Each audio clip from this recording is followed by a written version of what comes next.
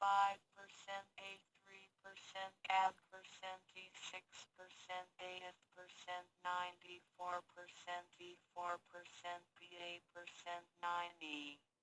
与其做愚蠢的智人，不如做聪明的愚人。莎士比亚谦逊是最高的客气功夫。莎士比亚口头的推测不过是一些悬空的希望，实际的行动才能够产生决定的结果。莎士比亚爱情，它会随着全身的血液，像思想一般迅速通过了五官四肢，使每一个器官发挥双倍的效能。它使眼睛增加一重明亮。